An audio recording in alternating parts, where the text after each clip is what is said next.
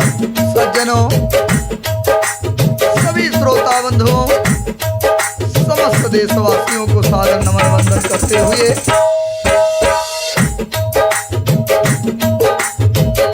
श्री रामचरितमानस के लंका कांड से कुछ चौपाइयां आप सभी तक पहुंचा रहा हूं। किसी भी प्रकार की यदि उससे त्रुटि होगी उसके लिए मैं क्षमा प्रार्थी हूं। सज्जनों,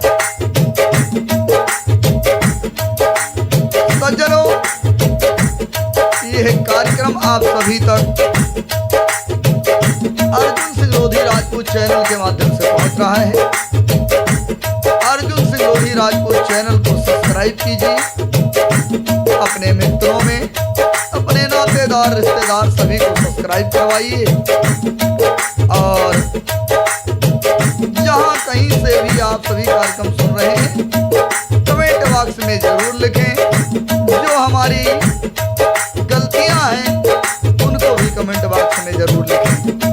सज्जनों, प्रसंग उस समय का है जिस समय अंगद रावण को समझाने के लिए जाते हैं। फिर अंतिम समय में वापस होने से पहले अंगद जी रावण से कहते हैं, प्रभु राम की आज्ञा नहीं है वरना मैं तुझे जमीन पर पटक कर मार देता, तेरी सेना का संहार कर देता और तेरा गांव चौपट करके तेरी युवती स्त्रियों सहित जानकी जी को लेके चला जाता। मन में तो यही बात उठ रही है, लेकिन करूं क्या। इसमें भगवान श्री रामचंद्र जी के अपमान से डर रहा हूं कि कहीं उनका अपमान न हो जाए मेरे माध्यम से। सज्जनों, तुलसीदास जी ने लिखा,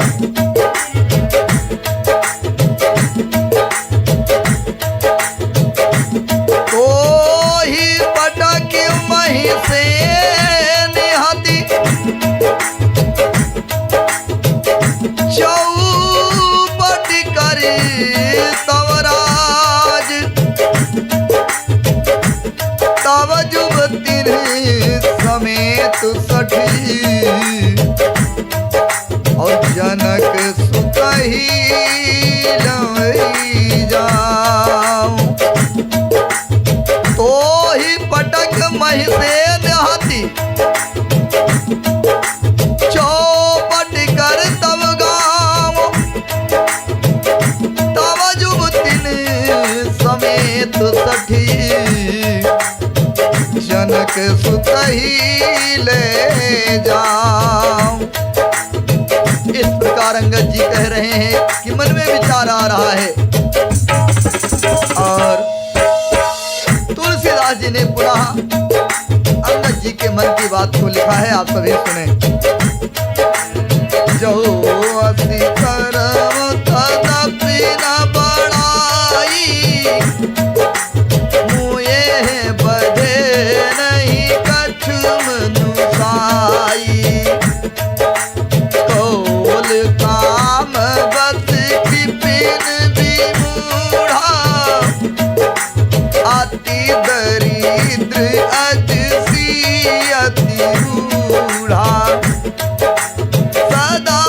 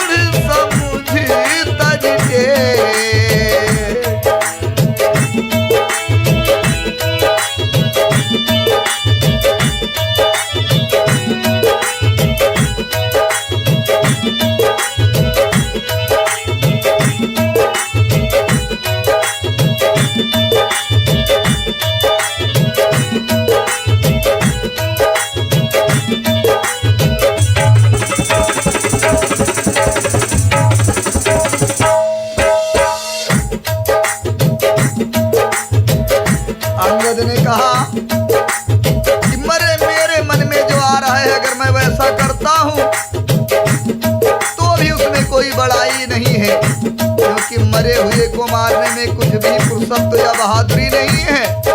वाम मार्गी, कामी, कंजूस, अत्यंत मूढ़, अति दरिद्र, बदनाम, बहुत बूढ़ा, नित्य का रोगी, निरंतर क्रोध युक्त रहने वाला, भगवान विष्णु से विमुख, वेद और संतों का विरोधी, अपना ही शरीर पोषण करने वाला, पराई निंदा करने वाला और पाप की खान अर्थात पापी, ये 14 प्राणी जीते जी मुर्दे के समान है। अंगद ने कहा सज्जनों, जिंदा रहते हुए भी मुर्दे के समान हैं 14 व्यक्ति। अरे दुष्ट, ऐसा विचार करके तुझे मैं नहीं मारता, अंगद जी कह रहे हैं रावण से। अब तुम मुझ में क्रोध न पैदा कर, मुझे गुस्सा न दिला। अंगद के वचन सुनकर राक्षस रावण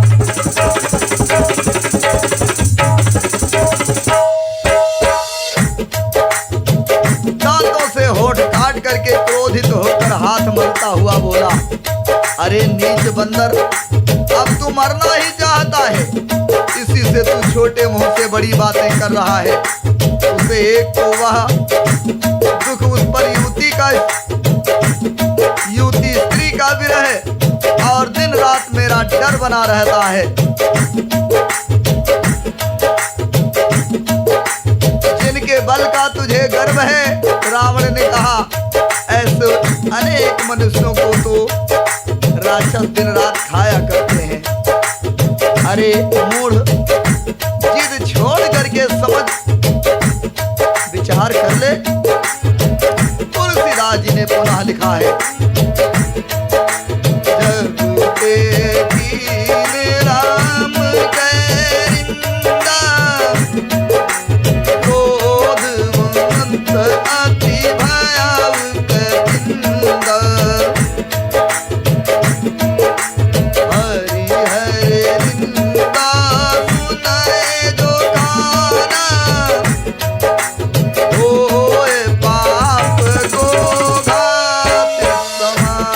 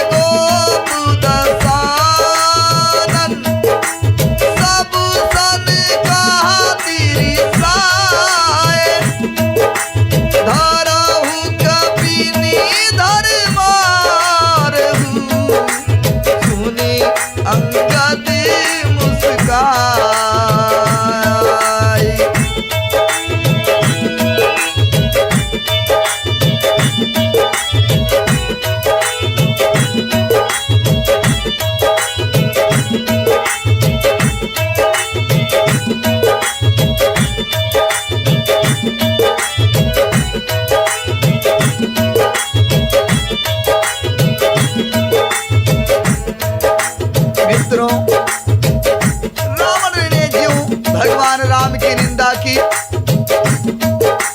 तब तो कब श्रेष्ठ अंगद बहुत ही क्रोधित हुए, क्योंकि शास्त्र ऐसा कहते हैं कि जो अपने कानों से भगवान विष्णु और शिव की निंदा सुनता है उसे गोवध के समान पाप लगता है। सज्जनों, मैं ये नहीं कह रहा हूं, ये चौपाई का अर्थ कह रहा है। वानर श्रेष्ठ अंगद बहुत जोर से कटकटाए और उन्होंने दबक कर जोर से अपने दोनों हाथों को जमीन पर पटक दिया। पृथ्वी हिलने लगी, जिससे बैठे हुए सभासद गिर पड़े और भय रूपी पवन भी ग्रस्त हो कर भाग चले। रावण गिरते गिरते संभल करके उठा। उसके अत्यंत समुद्र के समान बलशाली, उसके अत्यंत सुंदर मुकुट पृथ्वी पर गिर पड़े। कुछ तो उसने उठा करके अपने सिरों पर सुधार कर रख लिया और कुछ अंगद ने उठाकर प्रभु रामचंद्र जी के पास फेंक दिया। मुक्तों को आते देख करके वानर भागे। सोचने लगे, विधाता क्या दिन में ही उल्कापात होने लगा, तारे टूट करके गिरने लगे, अथवा क्या रावण ने क्रोध करके 4 वज्र चलाए हैं जो बड़े धाय के साथ यानी बड़े जल्दी के साथ चले आ रहे हैं। प्रभु ने उनसे हंस करके कहा, मन में डरो मत, ये ना उल्का है, ना वज्र है, ना केतु है और ना रावि है। अरे भाई, ये तो रावण के मुकुट हैं जो बाली पुत्र अंगद के फेंके हुए आ रहे हैं। पवन पुत्र हनुमान जी ने उछलकर उनको हाथ से पकड़ लिया और लाकर प्रभु रामचंद्र जी के पास रख दिया। रीछ और बांदर तमाशा देखने लगे। उनका प्रकाश सूर्य के समान था। वहां सभा में क्रोध युक्त रावण सबसे क्रोधित होकर कहने लगा कि बंदर को पकड़ लो और पकड़कर मार डालो। अंगद यह सुनकर के मुस्कुराने लगे। तुलसीदास जी ने लिखा है,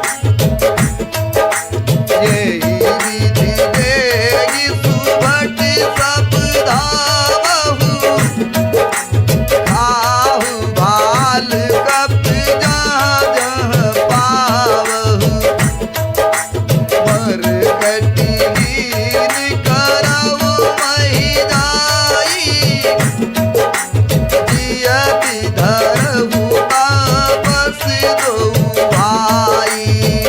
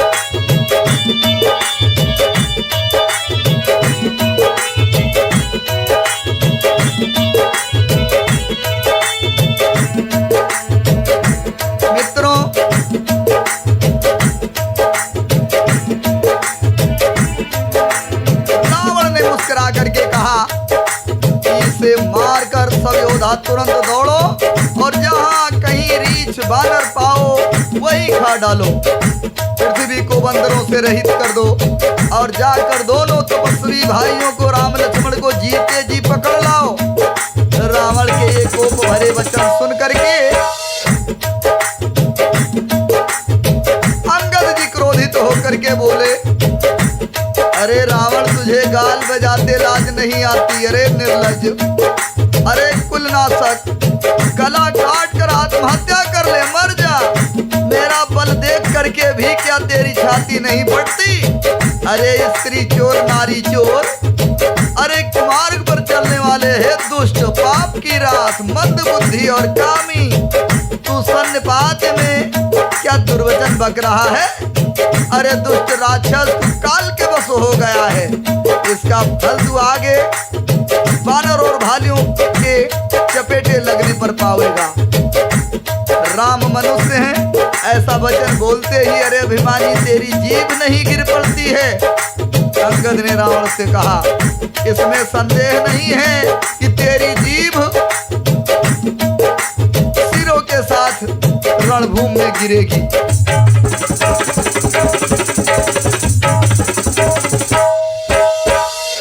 अंगद ने कहा, अरे दशकंध, जिसने एक ही बाण से बाल को मार डाला और बाल तुझको 6 महीने तक अपने बगल में दबाए रहा, तो बाल के बल को भी जानते हुए, अपने बल को भी जानते हुए तू राम को मनुष्य समझ रहा है। वह मनुष्य कैसे हैं? अरे कुयात, अरे जड़, 20 आंखें होने पर भी तू अंधा है। तेरे जन्म को धिक्कार है। रामचंद्र जी के बाण समूह तेरे रक्त की प्यास के प्यासे हैं, वे प्यासे ही रह जाएंगे इस डर से। अरे कड़वी बकवाद करने पर भी नीच राक्षस, तुझे मैं छोड़े जा रहा हूँ, नहीं मारता हूँ, वरना भगवान के बाण प्यासे रह जाएंगे।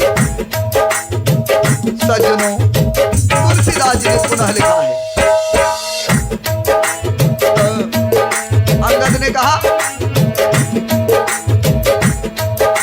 मैं तव दर्शनी तोरी बेलायकी,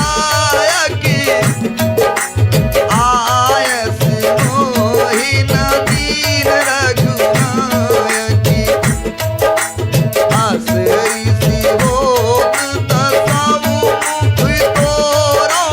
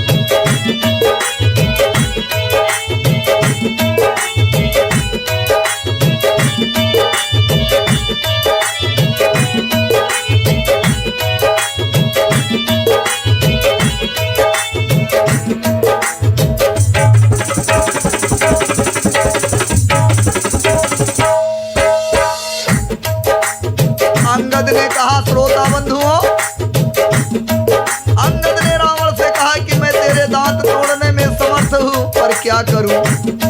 भगवान राम जी ने मुझे आज्ञा नहीं दी। ऐसा क्रोध आता है कि तेरे 10 मुंहों को तोड़ डालूं, तेरी लंका को पकड़कर समुद्र में डुबा दूं। तेरी लंका गूलर के पके फल के समान है। तुम सब कीड़े उसके भीतर निडर होकर के बस रहे हो। मैं बंदर हूं, मुझे इस फल को खाते क्या देर थी। पर पुराण रामचंद्र जी वैसी आज्ञा नहीं दिए मुझे। अंगद की युक्ति सुनकर रावण मुस्कुराया और बोला, अरे मूर्ख, बहुत झूठ बोलना तूने कहां से सीखा है? बाल ने तो कभी ऐसा गाल नहीं बजाया, ऐसी डींग नहीं हाकी। जान पड़ता है तो तपस्वियों से मिलकर लबार हो गया है। अंगद ने कहा, हे रावण, यदि तेरी 10 जीभें मैंने नहीं उखाड़ ली तो सचमुच मैं लबार ही हूं। रामचंद्र जी के प्रताप को समझकर अंगद क्रोधित हो उठे और उन्होंने रावण की सभा में प्रण करके दृढ़ता के साथ अपना पैर जमा दिया और कहा, हे मूर्ख दशानन, यदि तू मेरा चरण हटा सके तो राम जी लौट जाएंगे और मैं सीता जी को यहीं हार करके लौट जाऊंगा। सीता जी के लिए दोबारा कोई भी बात नहीं उठाएगा। रावण ने कहा, सब वीरों से सुनो, पैर पकड़कर इस बंदर को पृथ्वी पर पछाड़ दो।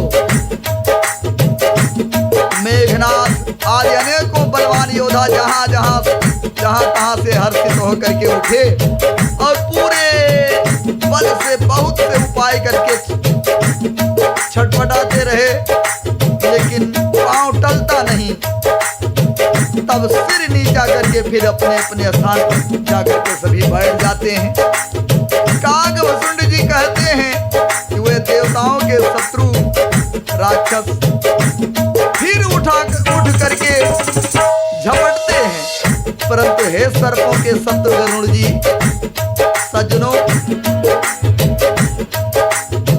कागभूषुंड जी गरुड़ जी से कहते हैं, अंदर का चरण उनसे वैसे ही नहीं टलता जैसे कुयोगी पुरुष मोह रूपी वृक्ष को नहीं उखाड़ सकते। करोड़ों वीर योद्धा जो बल में मेघनाथ के समान थे हर्षित होकर के उठे, बार बार छटपटाते रहे, झपटते रहे, लेकिन वानर अंगद का पांव नहीं उठा पाए।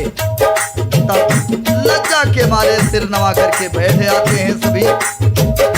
जैसे करोड़ों विघ्न आने पर संत का मन नीति को नहीं छोड़ता, वैसे ही वानर अंगद अपने पैर को जमाए हुए हैं और अंगद के पांव को पृथ्वी नहीं छोड़ रही है। यह देखकर सत्य रावण का मद दूर हो गया। तुलसीदास जी ने पुनः लिखा है, कपि बल देख सकली हारे, उठा आप कपि के परिचारे, गाहत चरण कहवाली कुमारा, मम पद गहे न तोरि उबारा, कहे सिना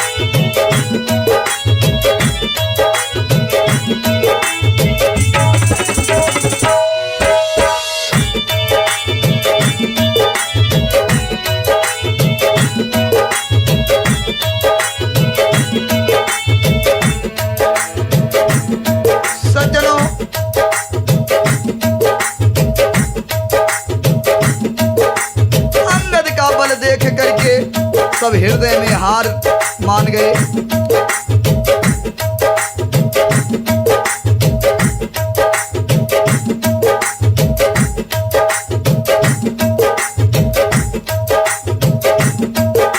सभी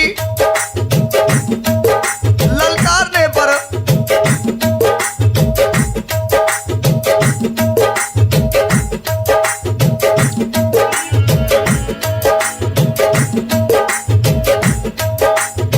सज्जनों,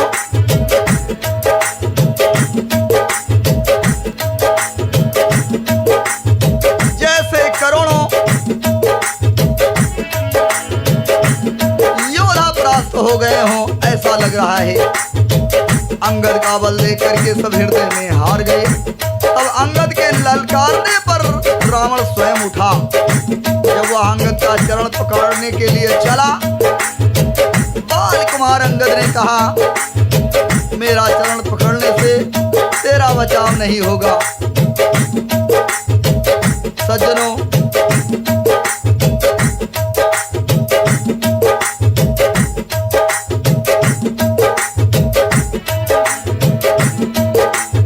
अंगद ने कहा कि अरे मूर्ख, तू जाकर के रामचंद्र जी के चरणों को क्यों नहीं पकड़ता? यह सुन करके वह मन में बहुत ही सकुचा करके लौट गया।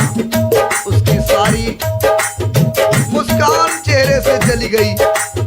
ऐसा तेजहीन हो गया जैसे मध्याह्न में चंद्रमा दिखाई देता है। वह सिर नीचा करके सिंहासन पर जाकर के बैठ गया, मानो उसकी सारी संपत्ति चली गई हो। रामचंद्र जी जगत भर के आत्मा और प्राणों के स्वामी है, उनसे विमुख रहने वाला शांति कैसे पा सकता है? शिव जी कहते हैं कि हे पार्वती, जिन रामचंद्र जी के भ्रू विलास यानी भौहों के इशारे से विश्व उत्पन्न होता है, फिर नाश को प्राप्त होता है, जो तृण को वज्र और वज्र को तृण बना देते हैं, निर्बल को महान प्रबल और प्रबल को महान निर्बल बना देते हैं। उनके दूध का प्रण कहो कैसे टल सकता है? फिर अंगद ने अनेकों प्रकार से नीत कही, पर रावण नहीं माना, क्योंकि उसका काल निकट आया। समझो, शत्रु के गर्व को चूर करके अंगद ने प्रभु को मन में स्मरण किया और सभी को भगवान रामचंद्र जी का गुणानुवाद सुनाया। फिर वह राजा बाल का पुत्र यह कहकर चल दिया, रणभूमि में तुझे खिला खिला के न मारूं।